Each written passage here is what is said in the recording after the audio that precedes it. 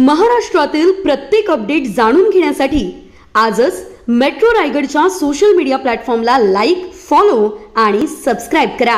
रायगड जिल्ह्यात जिल्हा परिषद निवडणुकांचे बिगुल वाजताच राजकीय हालचालींना वेग आला आहे. या पार्श्वभूमीवर राष्ट्रवादी काँग्रेस पार्टी अजित पवार गटाकडून जिल्हा परिषद गट क्रमांक 48 मधून भारत गोरेगावकर यांनी आपला उमेदवारी अर्ज अधिकृतरित्या दाखल केला. उमेदवारी अर्ज दाखल करताना पक्ष कार्यकर्ते, समर्थक आणि युवकांची मोठी उपस्थिती पाहायला मिळाली. भारत गोरेगावकर हे सर्वसामान्यांच्या सुखदुःखात धावून जाणारे, अडीअडचणीच्या काळात मदतीला उभे राहणारे नेतृत्व म्हणून ओळखले जातात. त्यांच्या कार्यपद्धतीमुळे त्यांना युवकांचा भक्कम पाठिंबा लाभला असून ग्रामीण भागातही त्यांचा जनसंपर्क दांडगा आहे. विविध गावांतील नागरिकांशी थेट संवाद, स्थानिक प्रश्नांची जाण आणि सातत्याने केलेले सामाजिक कार्य यामुळे भारत गोरेगावकर यांची ओळख एक विश्वासार्ह उमेदवार म्हणून निर्माण झाली आहे. राष्ट्रवादी काँग्रेस अजित पवार गटाकडून गट 48 साठी उमेदवारी जाहीर झाल्यानंतर कार्यकर्त्यांमध्ये उत्साहाचे वातावरण असून येत्या निवडणुकीत हा गट काबीज करण्यासाठी पक्षाकडून जोरदार तयारी सुरू असल्याचे चित्र आहे. भारत गोरेगावकर यांच्या उमेदवारीमुळे गट 48 मधील निवडणूक लढत चुरशीची होण्याची शक्यता व्यक्त केली जात आहे.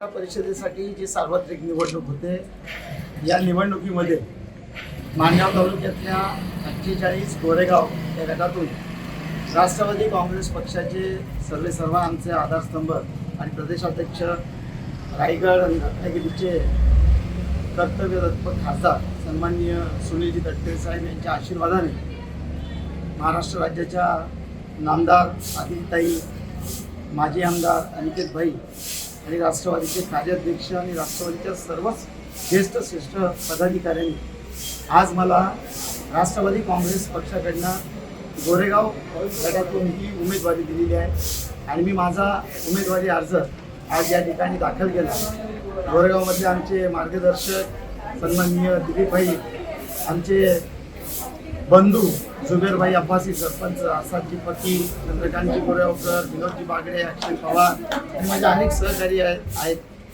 खरं तर जिल्हा परिषद निवडणुकीमध्ये मी पहिल्यांदा सामोरा जातोय आणि आदरणीय साहेबांसह पक्षाने आणि माझ्या या सगळ्या सहकार्याने जो माझ्यावरती विश्वास दाखवलेला आहे, हा विश्वास सार्थकी लावण्याचा आणि प्रामाणिकपणे मेहनत करून या निवडणुकीमध्ये विजयी होण्याचा आणि पक्षाला विजयी करण्याचा प्रामाणिक प्रयत्न माझ्या वतीने राहील.